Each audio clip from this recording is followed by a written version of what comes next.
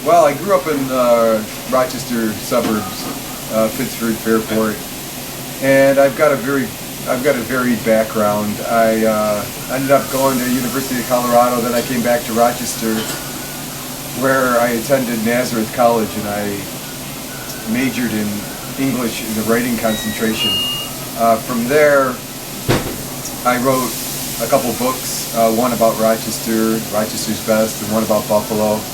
I've also spent time in Europe. I lived in Italy for about 3 years. When I came back, I decided to open up Dogtown shortly after that, and we've been in business for about 9 years. Well, part of my background was that I had a lot of restaurant experiences. I've been since I was about 15, 16 years old. And I was interested in the regionality of hot dogs. All different parts of the country have different types of hot dogs. And that's what our idea was in the beginning, just to have a bunch of different hot dogs that represented the different areas of the United States. And that was the idea behind it. Then we expanded from there to all the varieties that we have now. There's kind of a vacuum, where there's not a lot of competition. There's virtually no competition, even now, for especially hot dog place. And there's even in the United States, as far as, I don't know that anybody puts a hot dog on a French roll like this, and with all these varied toppings. But and Rochester's a hot dog type community also.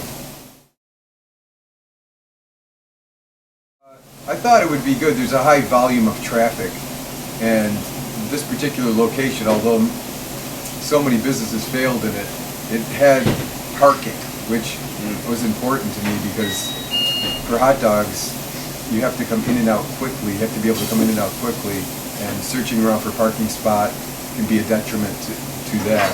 And that was the main thing, high volume, and a lot of walk-in traffic also. Well, it's very unique because, like I said, first of all, we're taking a hot dog and putting it on a fresh French bread roll, and then the toppings are very unusual. And we've been written up by a number of different people, locally and nationally also.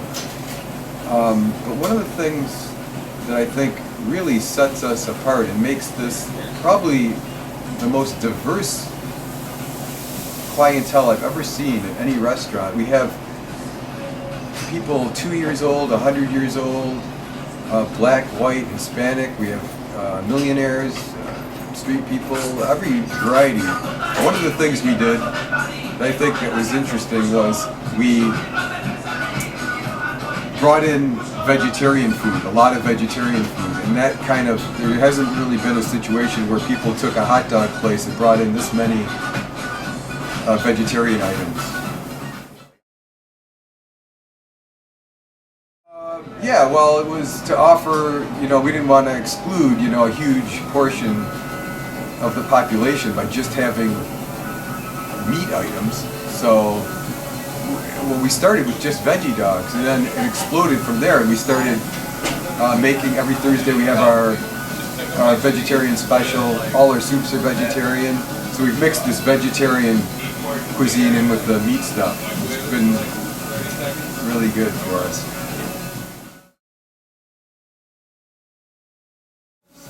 It's mostly word of mouth, I would say. From the beginning, we really didn't advertise.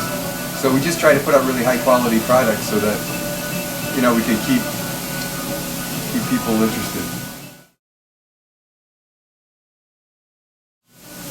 Well, we're just trying to maintain our quality and keeping our, the base that we have. We are still growing, believe it or not. And, who knows, maybe we'll have another location someday, but right now we're just trying to maintain our quality in this particular location and go from there.